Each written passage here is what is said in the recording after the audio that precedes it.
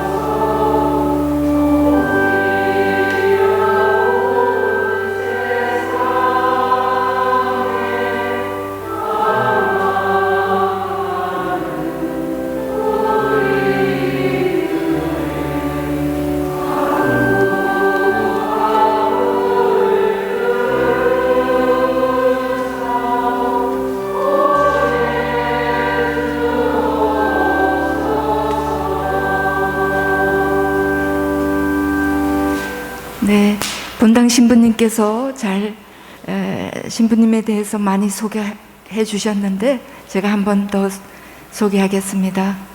김찬선 레오나르도 신부님께서는 프란치스코 남자 수도회 작은 형제의 주보에 OFM이라고 나와서 많은 질문을 하셨던 것 같아요. 그 OFM은 프란치스코 성인께서 초기에 자기를 따르는 동료들과 함께 나의 수도회는 작은 형제회로 했으면 좋겠다, 그런 유래를 갖고 있습니다. 그래서 작은 형제회란 뜻의 라틴어 오르도 프라트룸, 형제란 뜻이고, 형제성, 미노룸, 마이너, 더 작은, 이런 뜻에서 OFM, 작은 형제회 소속 신부님이십니다. 1985년 종신 서원하셨고 1987년에 사제 수품 받으셨고, 그리고 프란치스코회 광구장을 2번 하셨고요. 제속 프란치스코회 국가 영적 보조자를 해주셨고, 오랫동안 작은 형제의 수련자 대상 양성 담당을 오래 하셨습니다.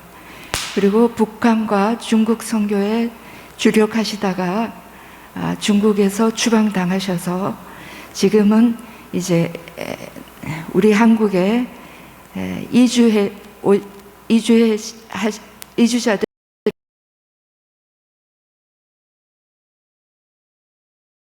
많잖아요. 그래서 150만 내지 170만 명에 이르는 이주민을 상대로 선교, 복음화를 위해서 애쓰고 계십니다. 신부님을 뵈면 바오로 사도에 어떻게 해서든지 몇 사람이라도 구원하려고 모든 이에게 모든 것이 되어드리는 그런 마음을 가진 사제라고 생각합니다. 김찬선 레오나르도 신부님을 초대합니다. 네, 박수 보내주세요.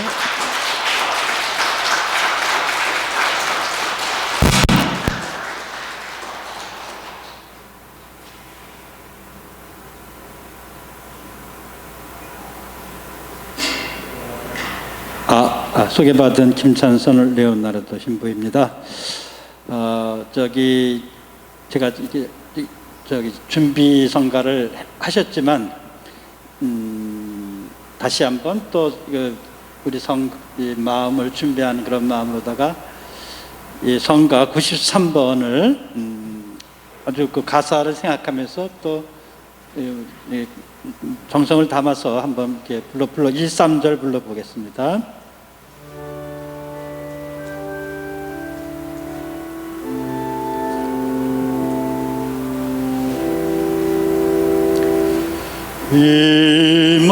임하소서 임마누엘이여. 93번입니다. 천하 만민을 구원하시고 온 세상 구세주 기다리니 우리 가운데 나서소서.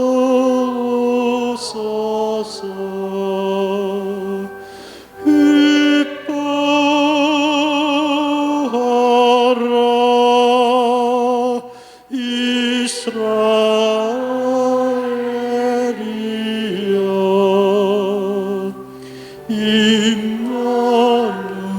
임마누엘이 오시리로다.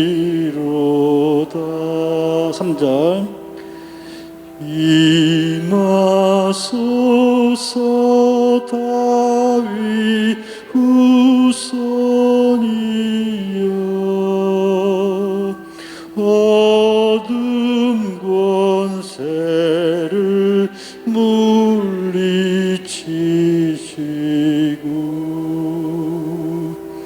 죄인들을 용서하시오며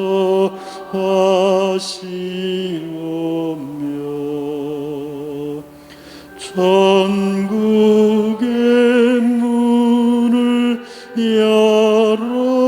열어주소서.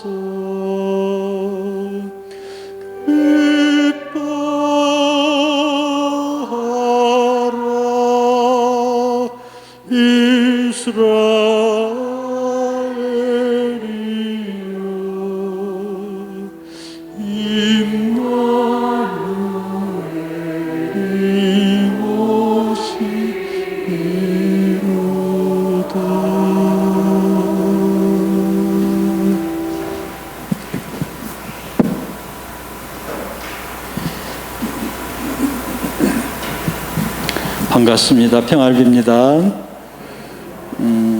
저는 왕십리 성당 이렇게 처음 왔어요. 당연히 여러분들 처음 뵙죠. 혹시 여기 제소 프란시스코 회원이 있다면 봤을 수도 있는데 아니라면 처음 뵙게 되는데 저를 대림 특강에 이렇게 초대해 주셔서 신부님 이하 여러분 모두에게 감사드립니다. 말이 마스크 써도 잘 전달되나요? 제가 근데 이 앞니빨이 빠져서 좀 안 벗으려고 그랬는데 그래도 잘 안 들리면 벗을게요. 보기 흉해도 괜찮아요? 보기 흉해도 괜찮아요? 예, 요즘 임플란트 중이라 아직 끼지 못했어요.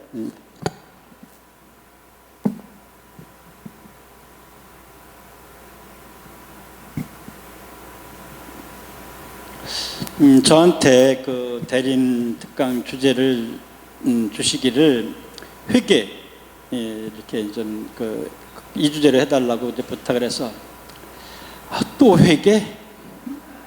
우리는 이제 회개 너무나 이제 회개 얘기 많이 듣고 그리고 이제 회개 그 주제로다가 얘기를 하면 강의하는 사람도 부담스럽고 듣는 사람도 이제 부담스럽기 마련인데 그래서 이 주제를 받았을 때는 좀 저도 손도 내키지는 않았지만 그래도 부탁하시는 주제로다가 이제 해야 되겠다 생각을 했고요. 사실 말씀드린 대로다가 이제 회개는 우리가 정말 많이 얘기하는 그런 주제죠. 우리 신앙생활 안에서 뭐 대표적으로 다 사순시기는 우리가 회개의 사순시기라고 이렇게 얘기하는 것처럼 그 사순시기 내내 우리는 그 회개에 대해서 얘기를 듣고 또 연중시기 중간중간에도 여러 차례 우리는 회개에 대해서 얘기를 듣는데 아마 사순시기의 회개와 우리 대림시기의 회개는 그 얘기가 좀 달라질 것 같아요. 대림시기의 회개는 주님께서 우리의 죄 때문에 돌아가셨는데도 우리는 여전히 그런 이 십자가 죽음과 주님의 그 십자가 죽음과 그 사랑을 따라 살기보다는 그런 십자가를 거부하는 그런 우리 자신의 우리의 죄를 회개하는 뭐 그런 이제 사순시기의 회개는 이런 거라고 할 수 있겠죠. 그렇다면 대림시기의 회개는 어떤 회개여야 할까? 아마 뭐 이 대림 시기는 대림 한자 한말인데 림 오실 것을 이제 기다린다는 이제 그러니까 이런 주님이 오심과 더불어서 하느님 나라가 이 세상에 오는데 그것을 기다리지 않는다면 아마 이제 그런 것에 대해서 그런 죄에 대해서 우리는 회개해야 되겠죠. 우리는 이 대림 시기를 시작하면서 세례자 요한의 이 외침을 들었어요. 하느님 나라가 가까이 왔다. 회개하여라. 이제 예수님은 공생활을 시작하시면서 똑같은 말에다가 회개하라, 하느님 나라 가까이 왔으니 회개하고 복음을 믿어라 이렇게 얘기를 했고 세례자 요한은 그 복음을 믿어라는 빼고 하느님 나라가 가까웠으니 회개하여라 이렇게 이제 말씀을 하시는데 아마 이것이 우리가 이제 대림 시기에 해야 할 그런 회개. 하느님 나라가 가까이 왔는데 우리는 그 가까이 와 있는지도 모르고 그것을 기다리지도 오심을 기다리지도 준비하지도 않는 그런 잘못이 있을 때 그거는 우리 자신을 이제 회개해야 되겠죠. 하느님 나라가 주님 오심과 함께 우리의 코앞에 와 있는데도 우리는 이것에 대해서 무관심한 것, 가까이 와 계신데도 무관심한 것을 무엇보다도 먼저 반성하고 회개해야 할 것입니다. 저는 이 대림 시기를 시작할 때마다 옛날 제가 이제 겪었던 그런 것이 기억나는데 한 뭐 40년 전 얘기일 거예요. 그때 이제 제가 어디를 갔다가 이제 수도원에 들어오기 위해서 버스를 기다리는데 엄청 추운 날이었어요. 아주 뭐 10m, 영하 10m 되는 그런 엄청 추운 날이었는데 바람도 엄청 불고 그리고 대림식이었고 이 기다리고 있는데 버스가 10분이 돼도 20분이 돼도 30분이 돼도 안 오는 거예요. 1시간도 지났어요. 그땐 대중교통도 많지 않았을 때, 전철도 없었을 때. 그러니까 오직 그 버스를 기다리는데 안 오는 거예요. 그냥 걸어갈까 그러다가 1시간 기다리는 것이 이 약이 올라가지고서 내가 올 때까지 기다린다. 그랬더니 1시간 40분 만에 버스가 오는 거였어요. 전 나중에 알았는데 그때 그 버스가 파업을 했어요. 그래가지고 없는데 그걸 모르고 나와가지고서 그렇게 무식하게 이제 기다린 거죠. 그래서 이제 첫 버스가 오기만 해봐라. 내가 그냥 이제 화를 내야 되겠다라고 이렇게 생각을 했는데 딱 오니까 너무 반가운 거죠. 화는 싹 가라지고 이거 온 것만 해도 너무나 고마워서 이제 타고 이렇게 가는데 그 다음 정거장을 이렇게 가서 보니까 저같이 멍청한 사람들이 또 있었어요. 버스가 오니까 막 얼굴이 그냥 환해져가지고 막 달려오는 거 그걸 봤죠. 그때가 마침 대림절이었기 때문에 순간 반성을 했어요. 주님께서 오시는 것을 이것처럼 기다리고 이것처럼 오셨을 때 기뻐했다라면 내가 정말로 이 대림절을 잘 지낸 것이라고 할 수 있을 텐데 그런가? 이런 반성을 그때 했죠. 그러면서 생각을 하게 되는 거예요. 우리는 주님이 오시는 것을 불이 났을 때 소방차가 오기를 기다리는 것만큼 그렇게 기다릴까? 응급 환자가 앰뷸런스가 오는 것을 기다리는 것만큼 기다릴까? 또는 여러분들 같은 경우에는 이제 자녀들이 있는데 자녀들이 언제 온다고 이렇게 이제 연락이 오면 딸이 온다고 이렇게 시집간 딸이 온다고 하면은 그거 아주 기다리잖아요. 그것만큼 주님께서 오시는 것을 기다릴까? 아마 오늘 이 대림절 특강은 그런 우리 자신을 반성을 하게만 해도 잘한 특강이라고 할 수 있겠죠.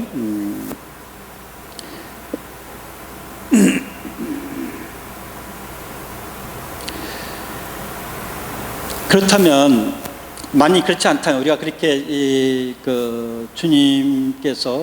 주님과 함께 하나님 나라가 오는 것을 우리가 기다리고 있지 않다면 우리는 이제 그것을 이제 반성하고 회개해야 되고 또 다른 한편으로는 왜 무관심할까? 주님의 오심과 하나님 나라의 오심에 왜 무관심할까? 한번 우리는 그것도 반성을 해봐야 되겠습니다. 그리고 회개한다는 것은 이런 마음, 무관심이라는 것은 마음이 없다라는 얘기 아니에요.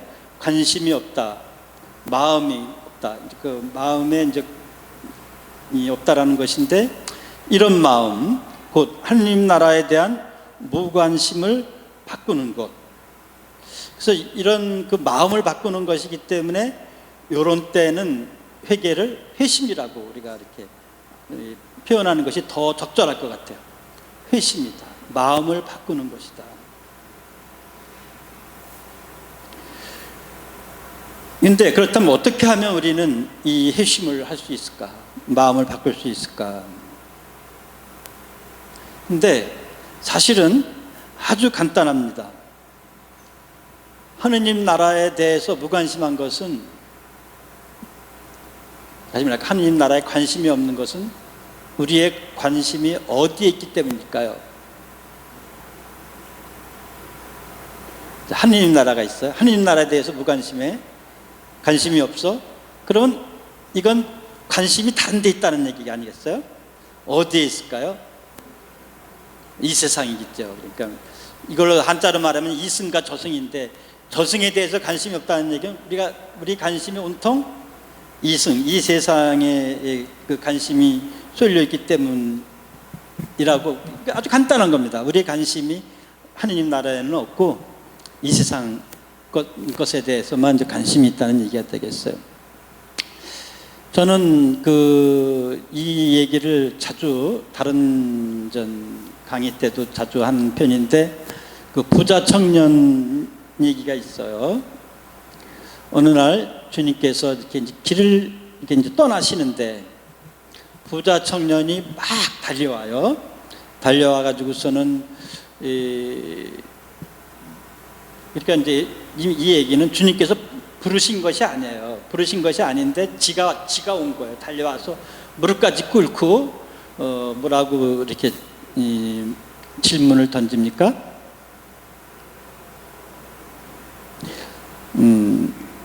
선하신 선생님, 제가 영원한 생명을 얻으려면 또는 받으려면 무엇을 해야 됩니까? 또는 어떤 선한 일을 해야 됩니까? 이렇게 질문을 던지죠.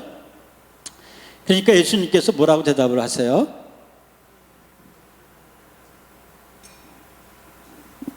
어떻게? 모든 것을 다 팔아, 그 말씀하신 거예요? 네, 제가 그럴 줄 알았어요. 우리 천주교 신자들의 특징 중에 하나는 시작하고 끝을 잘 알아요. 중간 얘기는 많이 빼먹어요. 그 중간에 어떤 얘기들이 이제 많이 있냐면, 왜 나보고 선하다고 하느냐, 선하신 분은 하느님 한 분이시다, 이런 얘기도 있고, 그 다음에 이제는 영원한 생명을 얻으려면 또는 받으려면 십계명을 지켜야 된다. 십계명 근데 다 말씀하셨을까요? 십계명 중에서 1, 2, 3계명은 빼먹고, 다시 말해 대신 십계명은 빼먹고 대인 십계명만 얘기하세요. 뭐 살인하지 마라, 간음하지 마라, 도둑질하지 마라, 뭐 거짓 증언하지 마라, 뭐 이런 얘기. 그다음 부모를 공경하라. 요 대인 십계명 7개만 딱 얘기를 해요.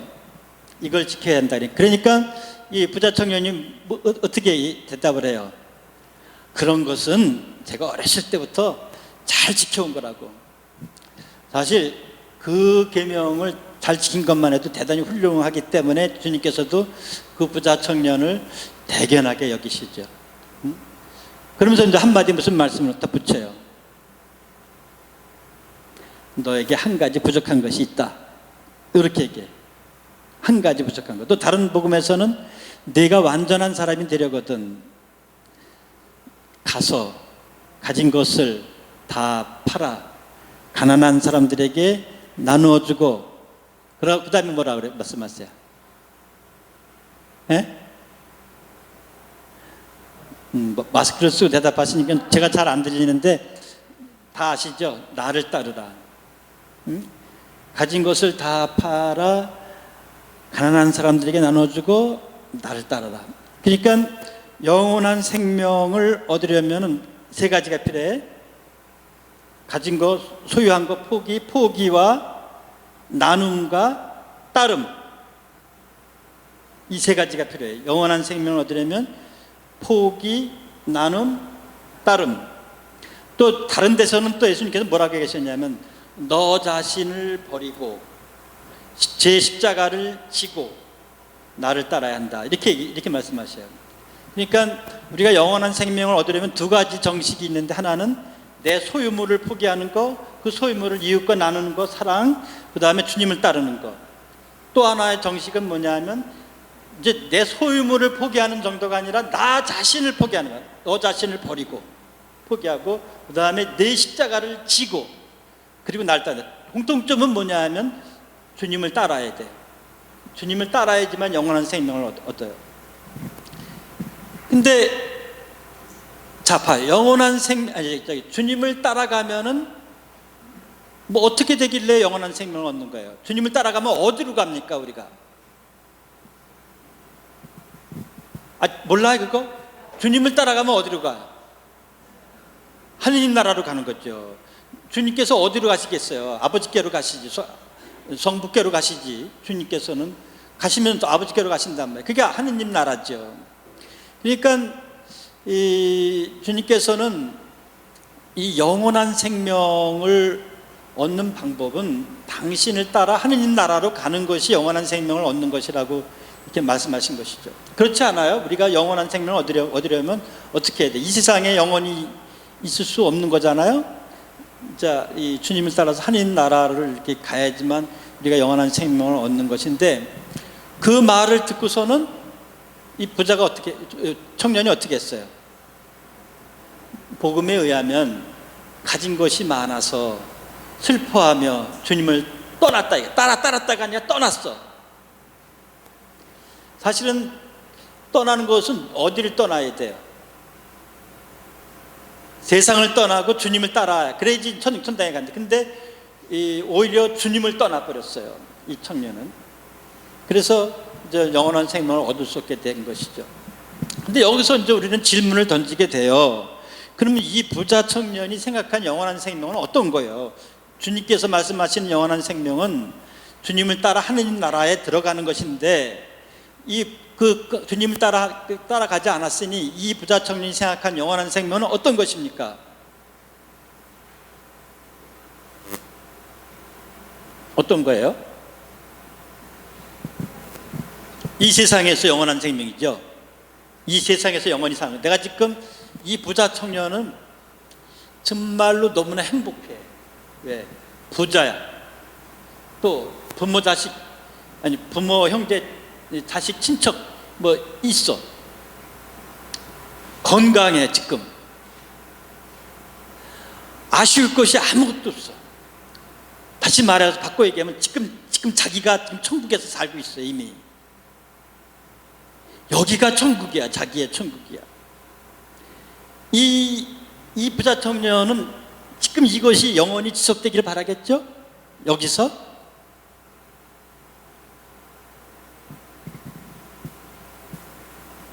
그러니까 이런 거예요. 우리말에 개똥밭에서 뒹굴어도 뭐가 좋아요? 이승이 좋다라고 이제 이런 얘기죠. 개똥밭에 뒹굴어도 이승이 좋다, 이런 얘기예요. 죽어서 천당 가는 것보다 진짜 그럴 수만 있다면 이 개똥밭이어도 이 세상이 좋다, 이런 얘기죠. 이것이 그 더러운 영의 정신이야. 더러운 영의 정신. 그 복음을 보면 그런 영이 나타났죠. 예수님께서 게라사 지방을 이렇게 그 지방을 이제 거기에 들어섰어. 그 지방에 들어섰어. 들어서니까 그 더러운 영이 들린 사람이 예수님께로 막 쫓아와 가지고서 어떻게 해요? 왜 여기에 오셨습니까? 그렇게 얘기를 하죠. 나는 당신이 누구신지 압니다. 당신은 하느님의 아들이십니다. 그러면서 나를 괴롭히러 오셨습니까? 그리고 어떻게 해요? 떠나가 주십시오. 이렇게 얘기를 해. 이 더러운 영이, 여러분들 복음을 보면 영이 두 가지가 있어요. 악령이 있고 더러운 영이 있어요. 두 가지였는데 그 게라사 지방의 그 영은 더러운 영이에요. 그 왜 더러운 영일까? 그 이유를 지금 좀 말씀을 드리면 이래요. 더럽게 이 세상을 집착하는 거예요. 그래서 더러운 영이에요. 웃기죠? 제 해석이에요. 이 세상을 더럽게 집착하는 거예요. 어떻게 더럽게 집착하냐 하면은, 그렇게 얘기를 하니까 예수님께서 너 누구냐 이렇게 묻죠. 그랬더니 뭐라고 얘기해요? 군대입니다. 그럼 그만큼 그만큼 많은 더러운 영이 이 한 사람 안에 들어가 있는 거죠. 이런 영들은, 특히 더러운 영들은 이 사람들 안에 들어가서 거기서 이제 사람들을 숙주로다가 이 세상에 이렇게 이제 맴도는 영들이야. 이게 세상을 맴도는 영들을 더러운 영이라고 할 수 있죠. 근데 이 한 사람 안에 그 군대에 해당되는 그런 영들이 들어가서 있는 것이고, 그러니까 얼마나 강력해요. 굉장히 강력하죠. 영 하나도 우리가 감당하기 어려운데, 그러니까 거기 보면은 뭐 쇠사슬로 묶어도 그거 다 끊어버리고 먼저 이렇게. 그런데도 예수님께서는 그런 것에 그냥 아주 지지 않고 굴복하지 않고, 너 누구냐 물었고 누구라고 대답하니까 거기서 쏙 나와라, 그 사람한테 쏙 나오라고 이렇게 이제 외치는 거예요. 그러니까 항상 우리가 이제 악령들하고 기싸움을 하게 돼요. 기싸움을 하게 되는데, 예수님도 마찬가지로 다 기싸움을 하는 거죠. 그래서 이제 쏙 나오라 그러니까 이 악령들이 그때서는 이제 꼬리를 내리면서 뭐라고 얘기하냐면, 저희들을 이 지방에서 떠나가지 말게 않게 해달라고 이렇게 애걸을 해. 어디? 겟네사렛 지방에서 떠나가지 않게 해달라고 이렇게 이제 애원을 하는 거예요. 그러면서 뭐라고 얘기해? 저 돼지들 가운데, 돼지 가운데라도 들어가서 이 지역에 살 수 있게 해달라고 이렇게 얘기하는 거예요. 그러니까 제가 얘기한 게 맞지?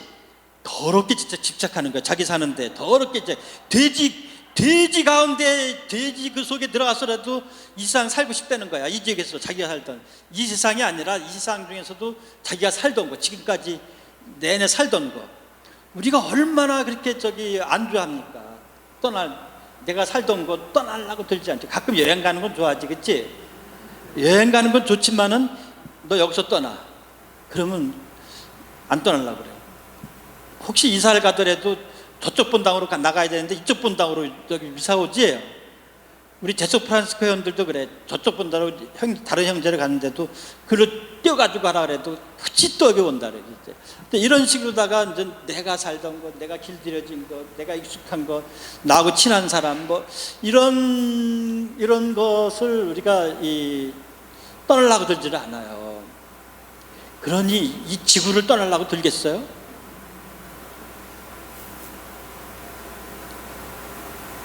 그러니까 이 겟네사렛의 그 더러운 영이나 이 부자 청년만 그렇겠습니까? 우리는 안 그렇습니까?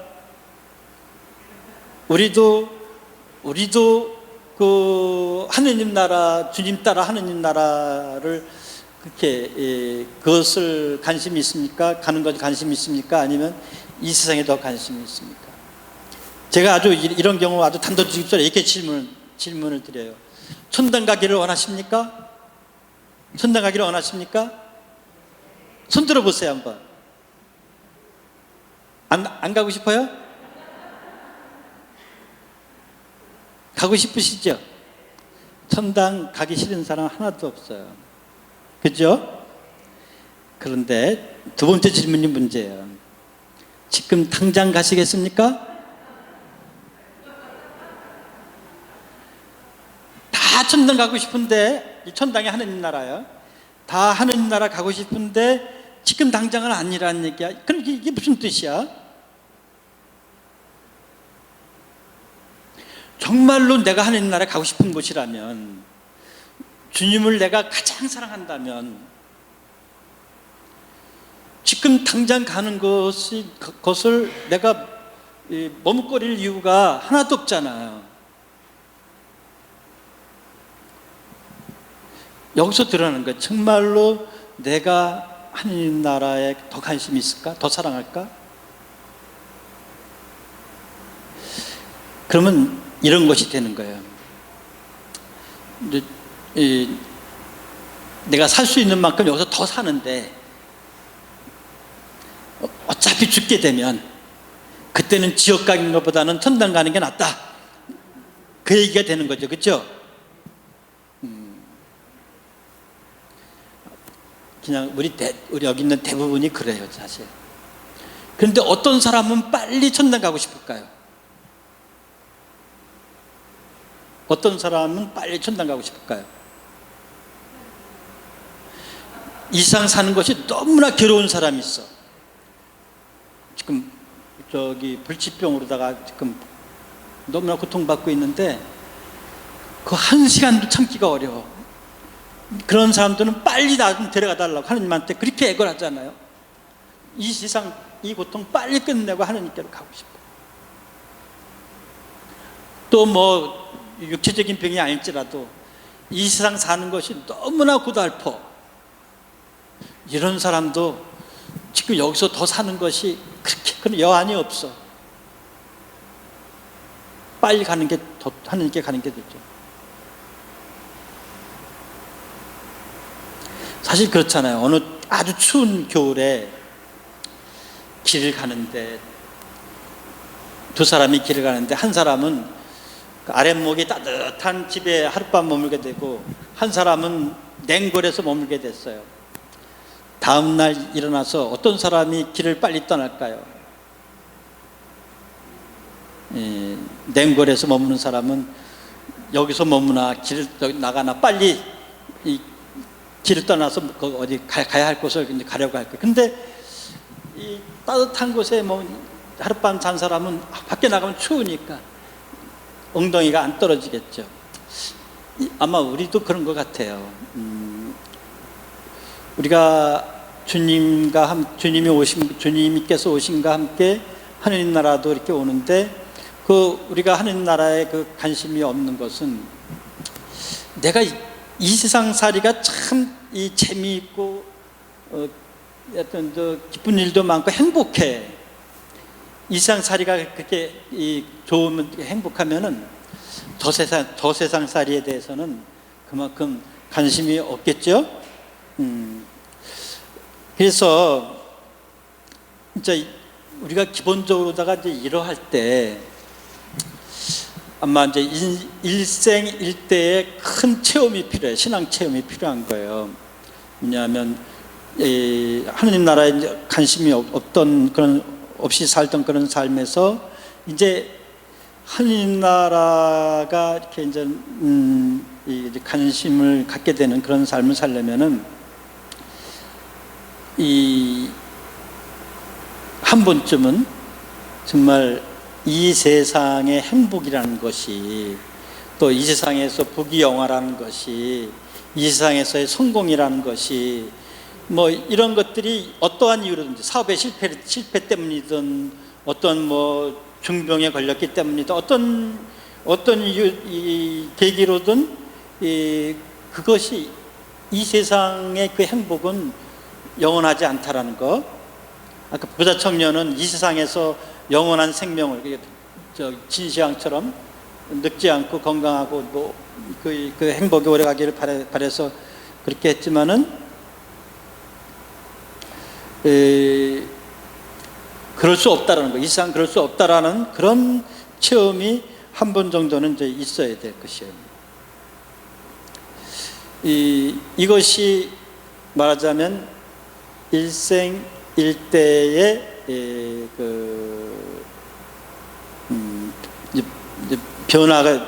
변화이고 인생의 이제 그 변화이고 프란시스코 성인 같은 경우에는 그런 얘기를 해. 그 일생일대의 어떤 변화의 시점에서 회개의 시점을 얘기를 하면서 그 나병한 자를 보는 것이 아주 역겨운 일이었습니다. 입에 쓰디 쓴 것이었습니다. 그런데 주님께서 친히 나를 그들 가운데 데려가셨고 나는 그들 가운데에서 그들과 함께 살면서 자비를 이렇게 실천했습니다. 그랬더니 그 역겨웠던 그 맛이 단맛으로 바뀌었습니다. 쓴맛이 단맛으로 바뀌었습니다. 이런 얘기를 해요, 유언에. 바로 이것이 이 프란시스코의 인생을 바꿔놓은 거예요. 그 전까지 그 프란시스코는 부자였고 뭐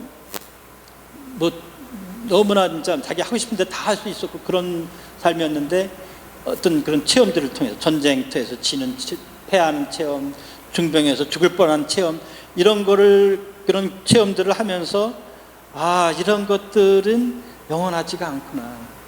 반면에 이제 하느님 체험을 하면서 이 쓴맛이 단맛으로 바뀌는 것, 또 반대로 얘기하면 단맛이 쓴맛으로 바뀌는 이 맛의 변화, 전환, 이런 이 현상이 일어나는데, 우리에게도 우리는 진짜 이상 살기 때문에 이상 사는 것이 더 길들여졌고 이것을 더 원하는 것이죠. 사실은 하느님 나라 우리가 말은 많이 들었지만 안 가봤잖아요. 모르잖아요. 맛도 한 번도 못 봤잖아요. 그러니까 당연해요. 우리가 모르는 한 나라를 내가 뭐 그 맛을 모르니까 기다리지 못하는 것, 않는 것, 그것 너무나 당연한데, 반대로 이 세상의 쓴맛을 이제 보고 난 다음에, 그러면 그때부터 이제 우리는 그 하느님 나라는 어떤 나라일까에 대한 이런 관심이 생기는 거죠. 관심을 갖게 되는 것이죠. 그러지 않겠어요? 그러지 않고서 우리가 하느님 나라 관심이 생기겠어요? 관심을 가질 수 없을 거예요. 우리가 이 세상 사는 게 너무나 다 좋으면은. 이런 면에서 이제 여러분들은 아마 다 그래도 이 정도 연세가 되셨으니까, 그죠? 한번 그런 체험들 있죠? 없나? 뭐 진짜 이 쓴맛 단맛 다 봤다고 그렇게 얘기하지 않아요? 인생의 쓴맛 단맛 다. 아직도 이 연세에 그 쓴맛 단맛 못 봤으면은 철부지지. 그 쓴맛 단맛을 다 봤다는 얘기는 정말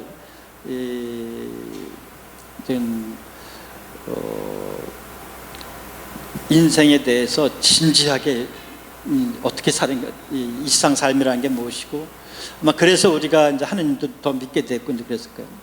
제가 아는 한 자매님이 제가 옛날에 결핵 환자들을 위한 일을 할 때 거기 같이 봉사하던 자매님인데, 이 자매님이 여고생 때 이제 세례를 받았어요. 친구 따라 성당 갔다가, 옛날에는 다 미사수건을 썼잖아요. 그리고 그 미사수건을 쓰고 미사를 드리는 그것이 너무나 아름다워 보여가지고 이제 세례를 받았는데, 그 신앙생활을 하다가 결혼을 하면서 냉담자가 됐어요. 근데 이제 그 냉담자가 된 그 과정을 보면은 이 자매님이 그 남자 같은 기질이 좀 있어요. 뭐 이렇게 아주 뭐 자기 나름대로 막 뭔가를 일을 추진하려고 하고 주장도 강하고 막 이제. 근데 이렇게 살아가면서 그 남편이 이렇게 그 공기업에 높은 위치에 있는데도 그걸로는 만족하지 않고 그 뭐 이 자기 자녀들을 더 저기 뭐 이렇게 더 잘 좋은 이렇게 잘 교육시키려고 막 이러면서 이렇게 하다 보니까 남편의 그거 가지고서는 안 되는 거예요. 그러니까 자기 사업을 이렇게 이제 하기 시작했고, 또 정치에도 이렇게 발을 담궜어요. 자기 사업을 하고 정치도 하고 그러면서 계속 그런 남편하고 사사건건 이렇게 이제 부닥치는 거예요. 근데 이제 그 자기가 저기 발을 담근 그 정당이 막 권력을 잡았을 때는 사업도 잘 되고 뭐든지 잘 돌아가고 막 땅땅했는데, 한번 저기가 이제 정권이 바뀌었어요. 그러면서 다 이제 다 저기 좀 잘못되게 시작했어요. 그래가지고 자기 집마저도 다 날리게 돼 버렸어요. 그래서 이제 집을 이제 넘겨야 될 그 다음 날이면 넘겨야 되는데, 그날 자기 자살하려고 집을 나왔어요. 집을 나와서 근데 자살하려고 하다 보니까 자기도 모르게 옛날에 그 살던 고향으로 다 발길이 가더래. 그냥 무심결 이렇게 가게 돼. 그리고 고향에 갔더니 또 보니까 자기가 여고생 때 다니던 그 성당이 보이더라는 거예요. 그 성당에 들어가서 그렇게 성체 앞에서 이렇게 한참 이렇게 앉아 있는데 그냥 하얀 옛날 생각이 나면서 내가 그 여고생 때는 그렇게 그 순수하고 뭐 이랬는데 내가 왜 이렇게 그 몇 년 사이에 이렇게 내가 이렇게 욕심이 많고 그러다가 이렇게 다 걸러먹고 또 부부간에도 사이도 안 좋고 뭐 이렇게 됐을까 뭐 그런 생각이 떠오르면서 그 여고생 때 그 순수하던 그런 신앙이 그렇게 생각나면서 막 눈물이 이제 한참 나는 거예요. 그렇게 한참 눈물을 흘리고 있는데 그때 한참 눈물 흘리고 나니까 문득 이런 생각이 드는 거예요. 그 옛날 생각이 난 거죠. 그 고향 성체 성변화 때 사제가 뭐라고 얘기해요? 너희를 위하여 바칠 내 몸이 너희는 이것을 받아 먹으라, 뭐 받아 마셔라, 뭐 이 말씀이 생각나면서 그래 나도 오늘 자살하려고 한 오늘부로 나는 죽었다. 이제 난 죽은 거야. 그 성체의 그 예수님처럼 이제부터는 나는 죽었고 내 가족을 위해서 내가 살자라고 이렇게 그런 마음이 들더라는 거야. 그러니까 이게 다 하느님께서 그런 마음을 들게 이렇게 이끌어 주신 거겠죠. 그래서 자살하러 갔다가 이제는 그만두고 이제부터 나는 진짜 종처럼 내가 종처럼 우리 가족들의 종처럼 내가 나를 바치는 그런 삶을 살겠다고 돌아와서 남편한테 이제 집 날아가게 됐다라는 얘기서부터 해가지고 막 나 이제 정말 잘못했다라는 거 뭐 이렇게 이제 얘기를 하고 아이들한테도 이렇게 얘기를 해. 그랬더니 남편도 그렇고 아이들도 그렇고 이런 엄마가 더 좋다고. 우리 재산 다 날려도 이런 재산 다 날리고 엄마가 이렇게 됐다는 이런 엄마가 된 것이 난 더 좋다고. 그래서 뭐 너무나도 오히려 더 반기고 그 환영을 해줬다는 거예요. 그 후에 저를 이제 저하고 만나게 돼가지고 저한테 이제 그 얘기를 하는데, 그래서 이제 집은 날리고 저기 반지하로다가 이렇게 이제 갔는데 창문이 이만큼 있잖아요. 그런 데로 갔는데 햇빛이 이렇게 그 반지하 요만한 창문으로 햇빛이 들어오더래요. 이렇게. 근데 자기가 돈 많았을 때 부자였을 때는 저 3층 집에 거기에 이만한 큰 창문으로 햇빛이 들어와도 그 햇빛을 느끼지도 못했고 햇빛이 얼마나 고마운지도 몰랐는데 요 작은 창문으로 들어오는 그 햇빛이 그렇게 고맙고 그렇게 행복하다는 것이에요. 그래서 자기는 지금 외적으로는 가진 것도 아무것도 없지만은 너무나 행복하기 때문에 자기가 자기보다 불행한 사람들, 그때 이제 그것이 이제 결핵 환자들을 만난 거죠. 이제 이 결핵 환자들을 위해서 자기가 조금이나마 봉사하겠다고, 뭐 돈은 없지만 밑반찬이라도 환자들한테 밑반찬이라도 해주겠다고. 자기 행복이 넘쳐서 이제 그렇게. 그래서 이제 이 자매는 그 이전에는 막 정치에 관심이 있고 뭐 자식들이 뭐 그냥 좋은 데 들어가는 거 뭐 다른 집 애들하고 막 경쟁해가지고 좋은 데 뭐 이런 쪽에 관심이 많은 세상에서의 그런 거 관심이 많은데 이제 그런 것은 싹 관심이 없고 진짜 그런 그 하느님 나라에 관심이 있게 된 것이죠. 아마 우리한테도 이런 식의 일생일대에 한 번의 그런 그런 중요한 변화의 체험이 이제 필요한데, 이것이 이제 아까 얘기한 그 이제 회심이란 이제 이 마음이 이제 바뀌는 것입니다. 관심이 바뀌는 거예요. 관심이. 전에는 세상 것에 대해서 관심이 있었는데 이제는 천상 것에 대해서 우리가 이제 관심이 바뀌는 것, 이 관심의 바뀜, 이것을 갖다 우리는 회심이라고 이제 해야 될 것입니다. 그래서 이제 아까 말씀드렸듯이 여기에 지금 이 강의 들으러 오신 분들은 회심을 하신 분들이에요. 제가 생각할 때 일생일대 한 번 정도 회심을 하신 분이에요. 안 했으면 여기 와 있을 리가 없어.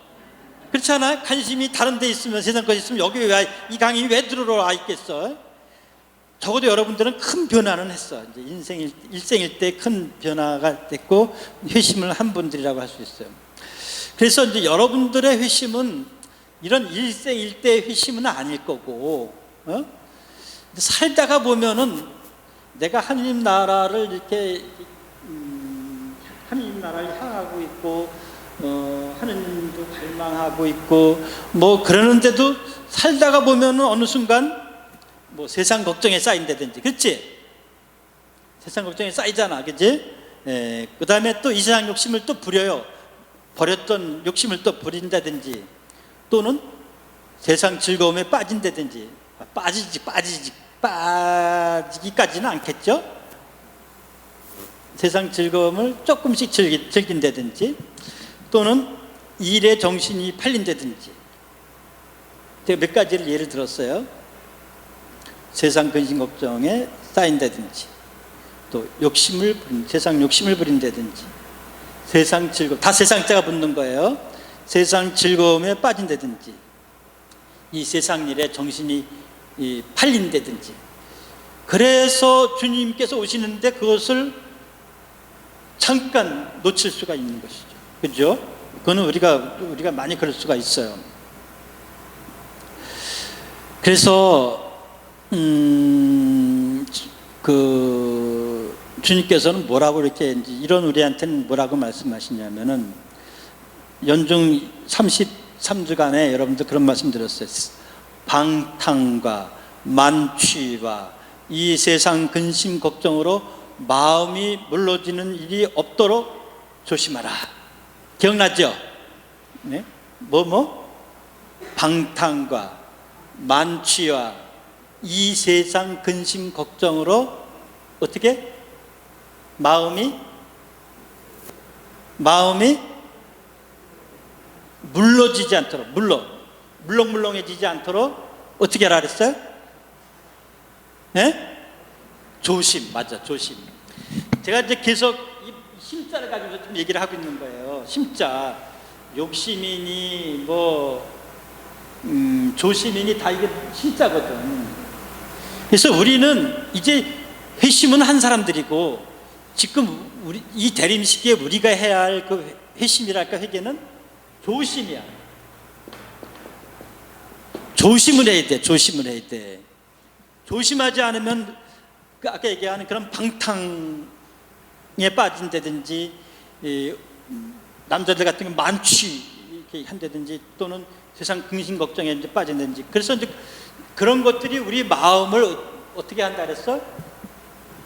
물러지게 한다 그랬어요. 마음이 물러지면 어떻게 해?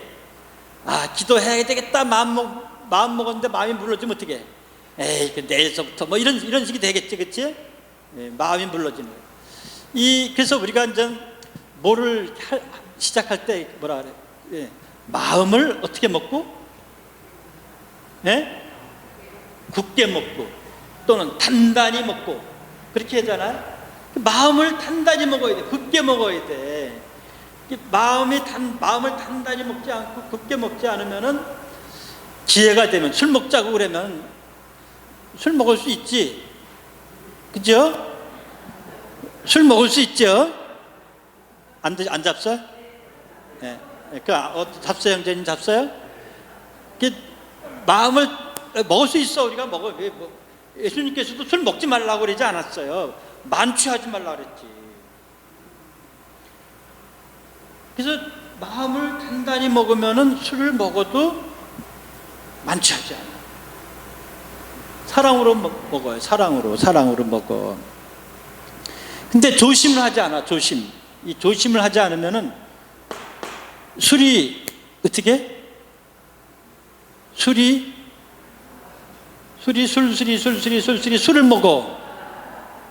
조심하지 않으면 그렇게 된다 이게요. 그래서 이제 우리는 이제 회심은 했지만 조심을 해야 된다. 항상 조심해야 된다. 근데 이 조심의 조자가 무슨 조자인지 아세요? 붙잡을 조자예요. 붙잡을 조자. 그러니까 마음을 붙잡는다는 얘기예요. 방심하지 않는다는 뜻이에요. 조심은 방자가 되더라. 방자 이렇게 푸는 거죠.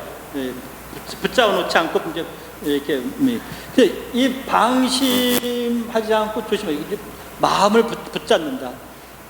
이걸 갖다가 우리 말하는 마음을 단단히 먹든지 마음을 굳게 먹든지 이렇게 하는 거예요.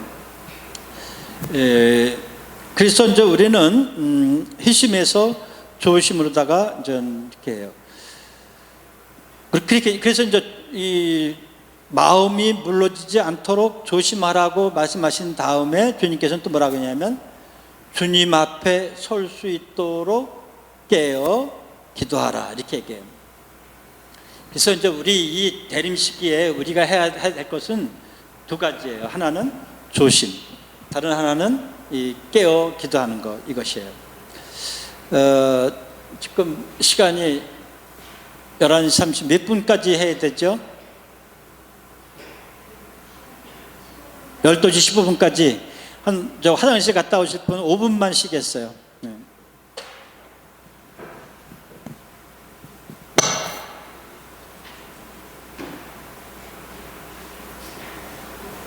아니요.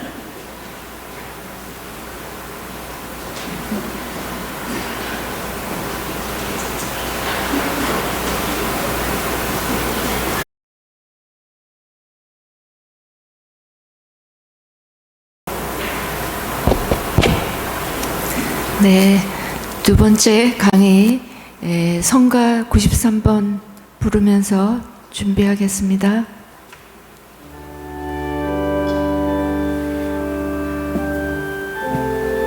2절 하겠습니다.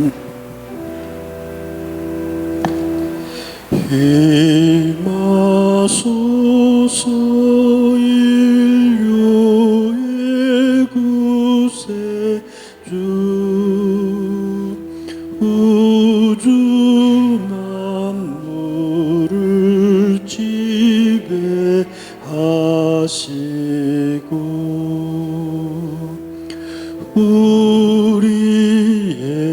우리에게 지혜 주시오며 진리의 빛을 밝혀주소서.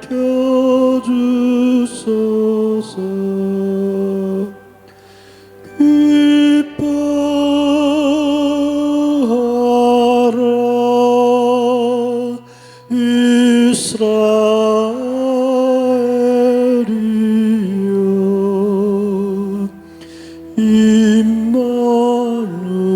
임마누엘이 오시리로다.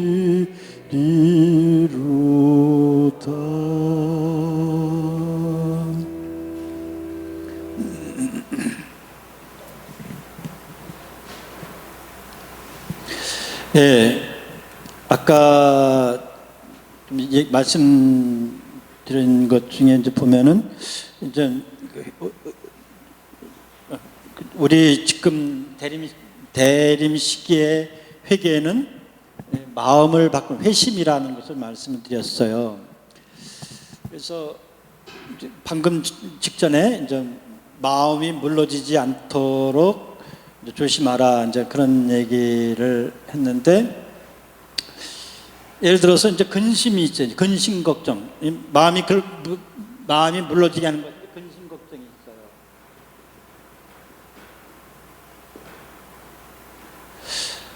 근데 주님 말씀 중에서 방탕과 만취를 조심하라.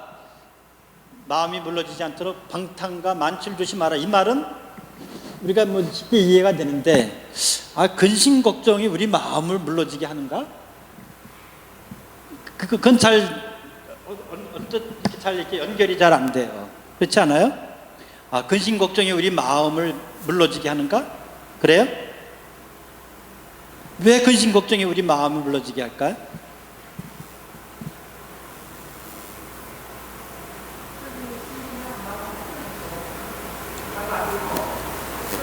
근심 걱정을 하면은 마음이 흐트러져. 그렇습니까?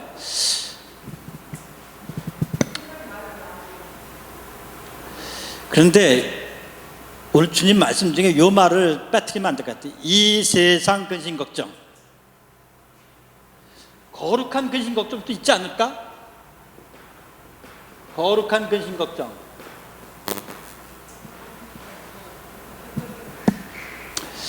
요즘 저한테 자주 전화하면서 막 매달리시는 분이 한 분이 계신데 92세 되신 할머니예요. 이 할머니는 아들 둘을, 큰 아들하고 작은 아들을 먼저 보내셨어요. 일찌감치. 그리고 이제 세 번째 아들이 하나 남았는데 그 아들이 25년 전에 여기 이 신장 안 좋아가지고 투석을 하면서 지내다가 지금 더 안 좋아져가지고 저기 아들마저 이제 막 지금 생사가 이제 오락가락 하는데 할머니는 이 아들도 지금 벌써 60세가 넘었죠. 60 몇 살 되는데 이 아들이 이렇게 아프면은 이렇게 되면은 저기 신앙생활을 좀 하고 그렇게 해서 죽었으면 좋겠는데 그렇게 아프면서도 뭐 병자성사도 안 받으려고 하고 뭐 이러니까 너무나 걱정되는 거예요. 그러니까 병자성사 받고 죽을 수 있게 해달라고. 그러니까 참 부모 마음이 어때요? 아들이 안 죽었으면 좋겠는 것이 제일 큰 바람이겠지만은 이 아들이 죽더라도 병자성사를 받고 죽고 또 병자성사를 받아서 하느님 은총으로 다시 살아나면 좋겠고 이런 두 가지 마음, 병자성사 받고 살아나기를 바라는 마음, 죽더라도 병자성사 받고 죽겠니 이 어머니의 이 마음. 그러니까 저한테만 전화하겠어요? 이 사람 저 사람 신부님들 몇십 명님한테 전화한대. 자기는 자주. 그런 근심 걱정은 사실은 거룩한 근심 걱정이죠. 주님께서 얘기하는 이 세상 근심 걱정을 조심하라 이렇게 얘기했어요. 그러니까 이 세상 근심 걱정이라는 말 자체가 뭐냐면은 이 종교적인 것이 아니에요. 하느님적인 것이 아니고 이 세상 살아가는 것, 그런 근심 걱정인 것이죠. 저런 거룩한 근심 걱정이 아니라 이 세상 살아가는 그런 것과 관련된 근심 걱정인 것이죠. 벌써 이 근심 걱정 자체가 어디를 향하고 있냐면 하느님을 향하지 않고 세상을 향하고 있는 거예요. 이 세상 근심 걱정 자체가 그런 거잖아요. 그렇죠? 그래서 여러분들도 뭐 가끔 그런 어떤 개신교 교회 지나보면 그런 거 현수막 써 있는 거 걸려 있는 거 보셨을 거예요. 기도할 수 있는데 왜 근심 걱정을 합니까? 그렇잖아요? 우리가 어떤 근심거리가 생겨요. 그럼 우리가 세상 사람들하고 신앙을 가지지 않은 사람하고 우리하고 차이점 뭐여야겠어요? 우리가 이 세상 살다 보면 근심 걱정거리가 없을 수가 없는데 그럴 때 신앙이 없는 세상 사람들하고 우리하고 차이점이 뭐여야 돼? 기도해야 되죠. 근심할 시간에 기도를 해야 되지. 이 근심을 통해서 오히려 우리가 하느님께 깨어 있어야 되지. 그 근심 걱정에 그냥 거기에 파묻혀 있으면은 하느님이 발생하지 않잖아요. 자, 이런 면에서 우리가 예수님께서 말씀하신 마음이 물러지지 않도록 방탕과 만취와 근심 걱정, 이상 근심 걱정을 조심하라고 한 말은 우리가 우리 근심 걱정하고 있다가도 내가 근심 걱정에만 머물러 있네? 이럴 시간에 근심 접어놓고 하나님께 기도하죠. 또 그런 것도 있잖아요. 우리가 오늘 복음이 뭐였어요? 예?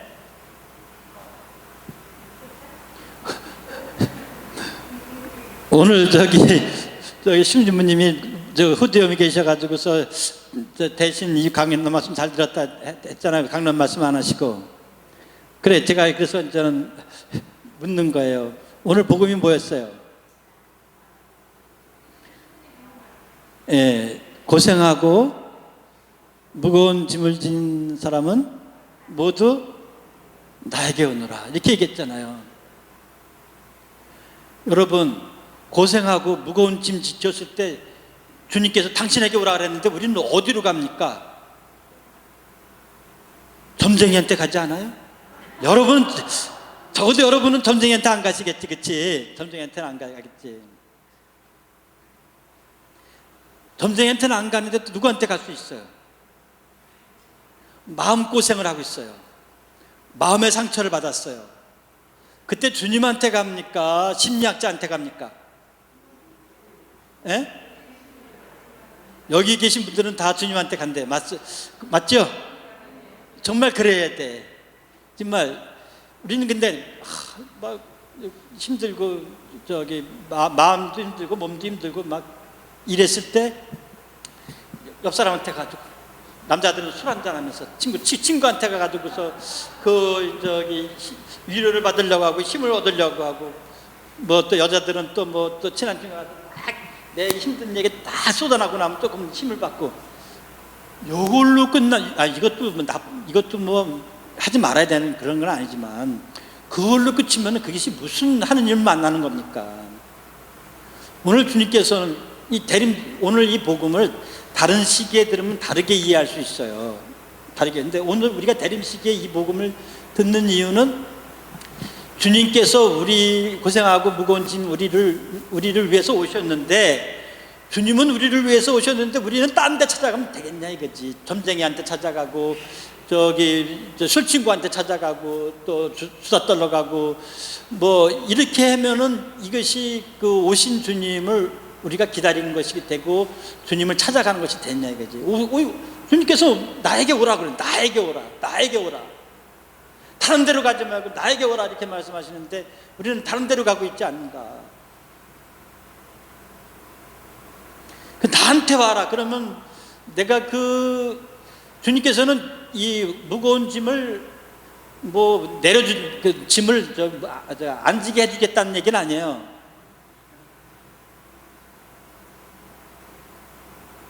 고생을 안 하게 하겠다는 얘기가 아니에요. 어떻게 나한테 오면 어떻게 하겠다고 그랬어요? 편한 몽해로 짐을 가볍게 지게 해주겠다, 그런 법을 가르쳐 주겠다, 이렇게 말씀하셨어요. 편한 몽해로 짐을 가볍게.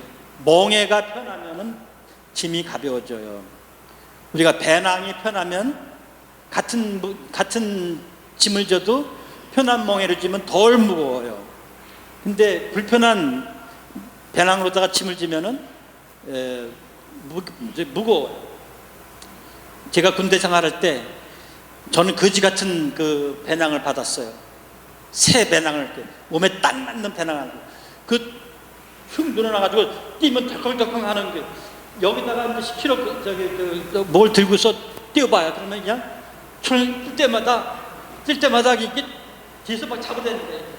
그래가지고 그냥 너무 힘드는 거야. 근데 새로 나온 군장, 몸에 딱 맞는 군장을 메고서 뛰면은 훨씬 가벼워.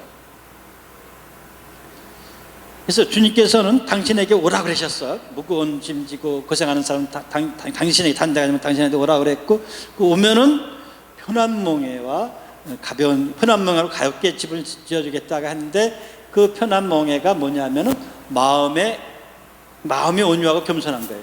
이거 온유한 마음과, 내가 계속 마음 얘기하는 거예요. 온유한 마음과 겸손한 마음을 가지면은 그 짐을 가볍게 진다 이거예요. 그러지 않겠어요? 왜 나한테 이런 고통이 라고 하면은 고통이 더 크겠죠? 아닌가? 안 그래요?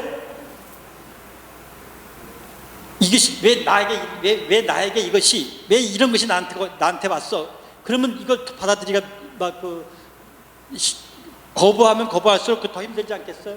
개가 여기다 강아지를 이렇게 풀어 키우다가 이렇게 묶었어. 그러면은 거부하고 막 이렇게 빠지려고 그러면 그럴수록 어떻게 되겠어요? 더 조이겠죠?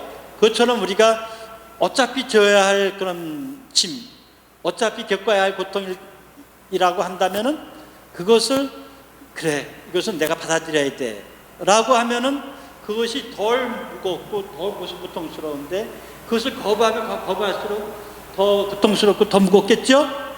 그래서 온유한 마음이라는 것은 막 성질내고 그러는 게 아니고, 겸손한 마음이라는 것은 거부하는 것이 아니고, 그래 나는 이것이 지어야지 마땅하게. 우리는 어떤 때 왜 너 그래 그러면서 문장 짜증을 내고 막 그래.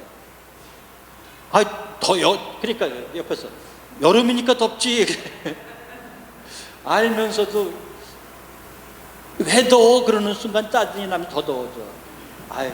여름엔 덥기 마련이지, 당연하지.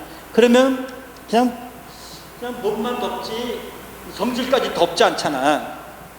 마음까지 막 화딱지나고 짜증나지 않잖아. 하여튼 이제 그런 것도 그래. 이제 우리가 근심 걱정거리가 있을 때 우리는 그것이 기도거리가 되고 그걸로 다 기도를 하고, 우리가 힘들고 고통스럽고 힘든 일이 있을 때 우리는 그것 때문에 우리가 주님께로 가고, 이렇게 되면은 다 그것이 우리를 위해서 오신 하나님을 만나게 되는 그런 기회가 되는 것이죠. 이제 또 이제 우리가 이제 어떤 것이 있냐, 욕심이 있어요. 이 욕심이 있을 때 우리는 또 주님을 만날 수 없게 돼요. 그래서 이제 이런 욕심사 나온 이런 마음을 또 우리가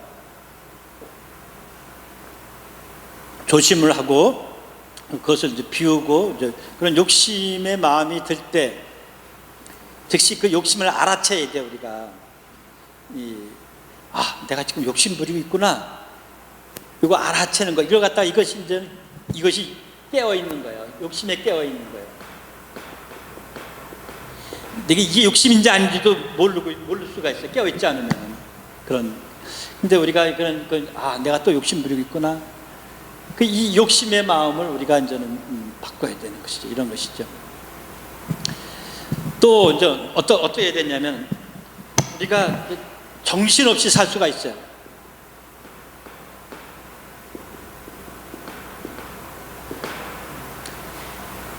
정신이 없어. 정신없이 뭘 하다 보니까 시간 간 줄 몰랐어. 정신없이 하다 보니까 뭘 놓쳤어. 뭐 이렇게 있잖아요. 정신없으면 안 돼요. 우리는 그런 말을 그냥 정신없다는 말을 그냥 그걸 심각하게 생각하지 않고 그냥 하거든요.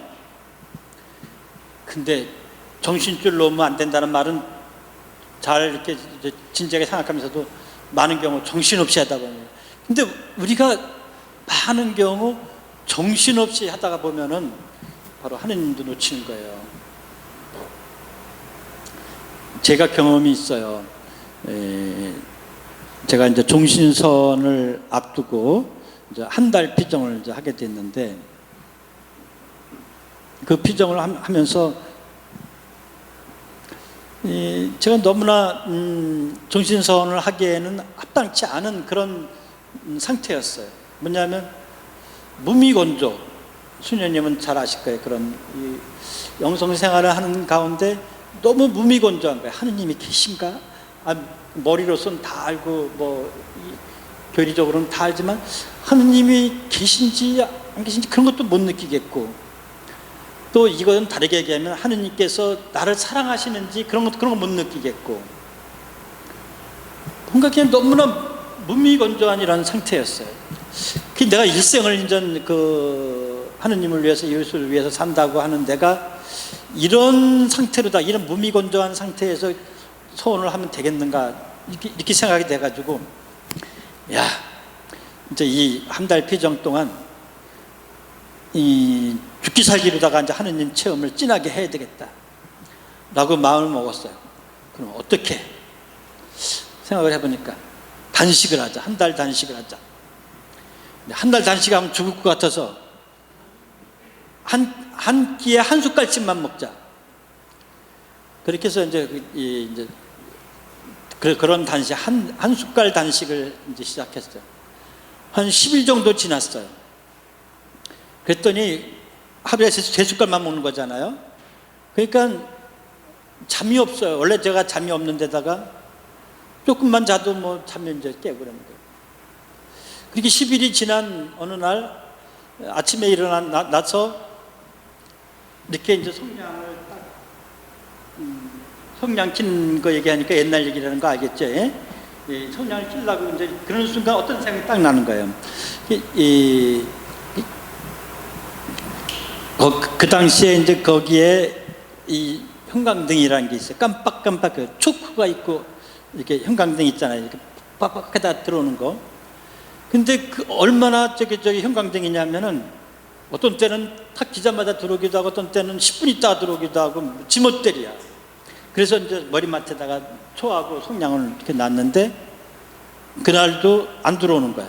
그래서 성냥을 이렇게 딱 켜는 순간 어떤 생각이 딱 드냐면, 하느님, 당신이 계시다면, 그리고 당신이 저를 사랑하신다면은 지금 이 종신서원을 하려고 하는 저에게 당신 사랑을 크게 느끼게 해주세요. 그래야지 그 힘으로 다 일생 동안 뭐 당신을 위해서 살겠습니다. 이제 이런 마음이 드는 거예요. 그러니까 사실 이런 마음보다도 계시다면 내가 이 성냥불을 켜는 순간 형광등이 동시에 들어오게 해주세요. 이렇게 이제.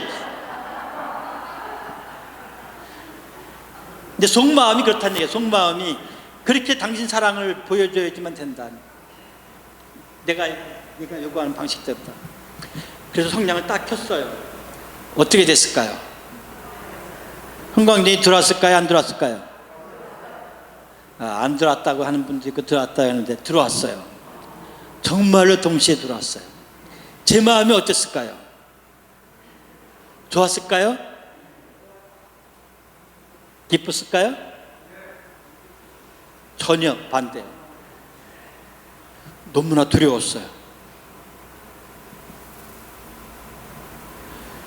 그 순간 엄청난 무게, 저 위에서, 앞에서, 옆에서, 뒤에서, 밑에서 그냥 나 전체 전방위로다가 그냥 엄청난 무게가 꽉 누르는 거예요.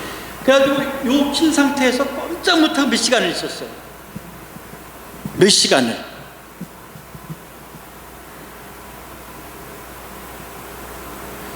그때는 기쁨보다는 오히려 두려움이 더 컸어요. 내 일생 어떤 느껴보지 못한 그런 엄청난 그런 이 압박감, 엄청난 힘, 또는 어떤 엄청난 존재 같은 거죠. 그런데도 있죠. 계속 머릿속에서는 꼼짝 못하는 머릿속에서는 기적이야, 아니야, 뭐야 이런 생각만 계속 이렇게 드는 거예요. 제가 하느님, 당신이 제 기도를 들어주셨군요. 당신이 저를 사랑해 주시는군요. 이런 느낌이 전혀 아니고 그런 생각만 들고, 그러다가 시간이 지나면서 이게 굳은 몸이 풀렸어요. 그리고 또 눈을 떠보니까 이게 조그만 창으로다가 빛이 이렇게 밝아지기 시작하는 거예요. 그래서 제가 일어나가지고서 이렇게 이 방문을 촥 열었는데, 그때 마침 그 산 쪽이었는데 저쪽 산 저쪽에서 해가 탁 떠오르는 거예요. 그 순간 제가 망치로다 여기를 한 대 맞은 것처럼 큰 깨달음이었어요. 저 해가 뜨는 것이 기적이 아닌가?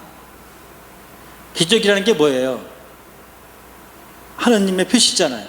하느님께서 거기에 계시다는 표시가 기적이잖아요.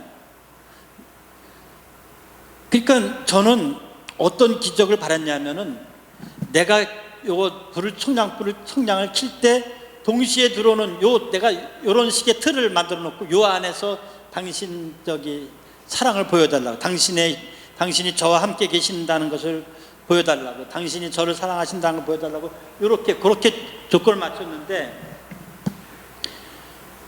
저는 그 순간 저 뜨는 해가 바로 하느님의 표시다. 그렇잖아요. 저 해가 뜨도록 제가 한 일이 있어요? 해가 뜨도록 여러분이 한 일이 있습니까? 저 해가 뜨도록 누가 뭘 했습니까? 저 해가 매일 뜨도록 그렇게 뜨게 하신 것은 누굽니까? 하느님이잖아요. 근데 매일 뜨는 해에서 왜 나는 하느님을 못 느꼈을까? 당연한 것으로, 해는 당연한 것으로 했고, 이게 욥기의 마지막에 그가 나오잖아요. 네가 뭘 하는데 너 어디 있었니? 네가 무엇을 했니?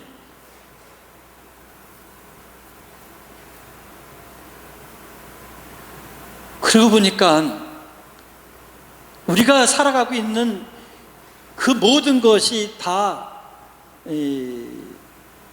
하느님의 작품이요, 하느님의 역사하심이요, 하느님의 섭리요, 하느님의 뜻이요, 그런 것인데 제가 그때 정신없이 살아가지고서 그 하느님을 놓친 거예요. 어떻게 했냐? 그때 아까 얘기했죠. 제가 결핵 환자들을 위해서 막 했어요. 제가 신학교 공부를 하면서 결핵 환자들을 위한 일을 했어요. 그 다음에 뭐도 했어요. 약도 했어요.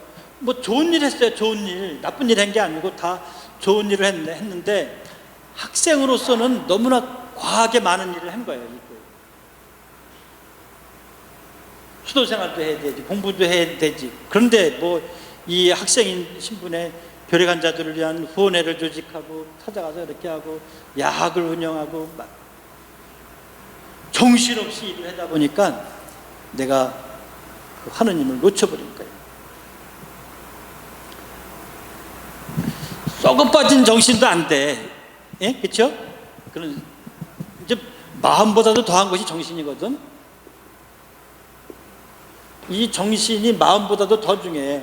어떤 마음을 가지냐보다도 어떤 정신을 가지냐가 더 중요하다고. 이 정신이 뭐냐면 영어로 다 얘기하면 스피릿이에요. 라틴 말로 하면 스피리투스. 이 스피릿이 홀리 스피릿 그러면 뭐예요? 성령이죠. 우리가 이 정신 또는 영, 이 스피릿을 한자 말로는 두 가지로 번역을 해요. 정신이라고도 번역을 하고 영으로도 번역을 하는데, 우리가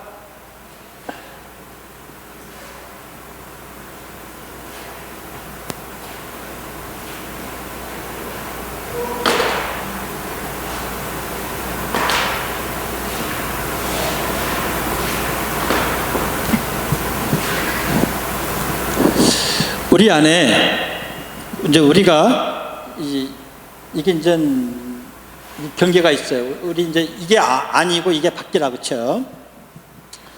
우리 밖에는 어떤 영이 있냐면 아까 얘기했던 악령이 있고 더러운 영이 있고 또 어떤 영이 있어요? 성령이 있어요. 주님의 영이 있어요. 우리가 하느님을 맞이한다는 것은 이 성령을 영접하는 것이라고도 할 수 있어, 그렇죠? 그 성령을 영접하는 거예요. 이 악령이 들거나 더러운 영에 사로잡히면 안 돼, 우리가, 그렇죠? 우리는 성령을 영접한 그런 성령의 사람이 돼야 돼. 근데 이 영이 이제 하느님의 영이나 다른 영도 있지만 또 우리 이게 이제 밖의 영이에요. 우리 밖의 영이에요. 근데 우리 안에 영이 있어. 우리 안에 영이 이 프란치스코 성인의 가르침을 보면 두 가지 영을 얘기를 해요. 하나는 유구의 영이라고 그래요. 유구의 영 또는 유구의 정신.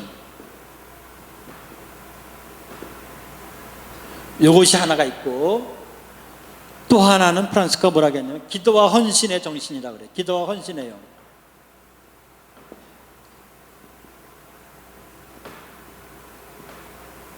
제가 프란치스코 수도자이기 때문에 프란치스코 얘기해도 되죠. 제가 제일 잘 아는 것이 프란치스코니까. 그래서 이 우리 안의 영이 두 가지가 있을 수가 있는데, 우리가 육의 영이나 육의 정신을 가지면 어떤 영을 영접하겠어요? 받아들이겠어요? 이런 정신을 가지고 있으면 이 성령을 받아들이겠어요?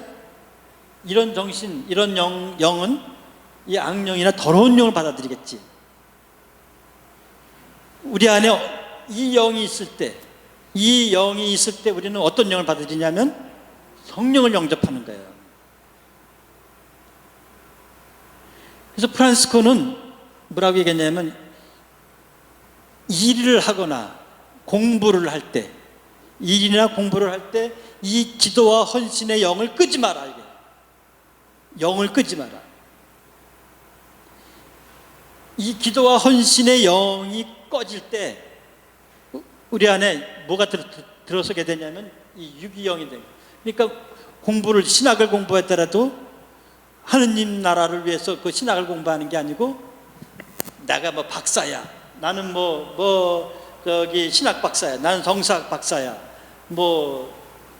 다른 사람한테 박사님 소리 듣고 이런 욕심으로다가 신학 공부를 할 수도 있어요. 똑같은 공부를 한다. 일을 하더라도 하느님 나라 일을 하는 게 아니라 자기 욕심대로 일을 하고 자기 성취, 자기 만족을 위한 일을 할 수가 있어. 바로 정신없이 일을 하는 것이 바로 그거야. 이런 정신을 가지고서 지니고서 우리가 무슨 일을 하든지 일을 하고 뭘 해야 되는데, 정신없이 하다 보면 우리는 순식간에 이런 육의 영으로서 일을 하고, 그럴 경우 우리는 하느님과 관계되는 게 아니라 이런 것과 하게 돼 있어.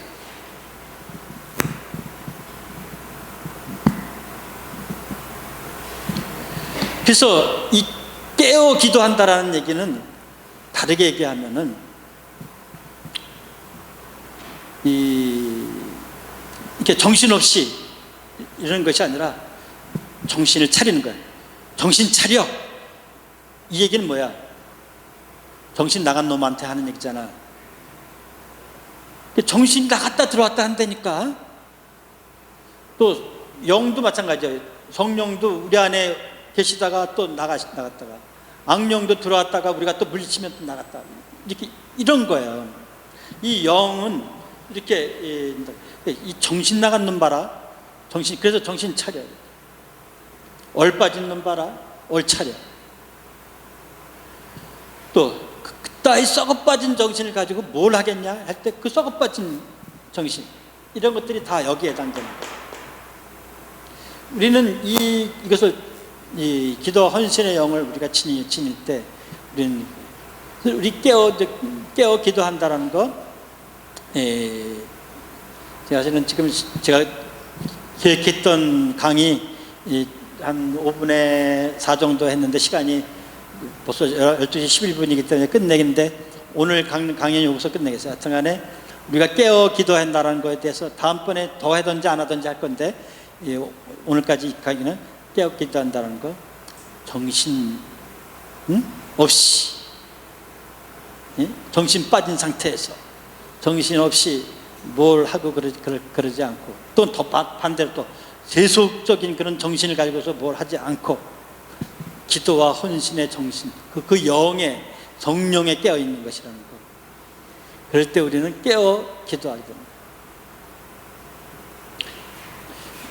다 깔끔하게 마무리지 못했지만 그래도 더 하는 것보다는 이렇게 끝나겠습니다. 영광이 성부와 성자와 성령께 성부와 성자와 성령의 이름으로 아멘.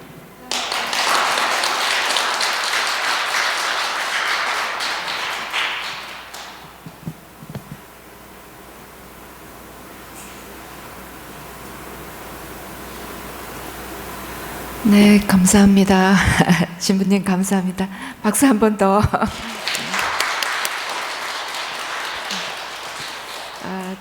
다음 주가 기대되죠. 그러면 네, 신부님이 회개보다는 복음을 사는 삶에 더 마음이 가셨는데 제가 회개에 대해서 말씀해 달라고 부탁드렸습니다. 다음 주에 기대하십시오.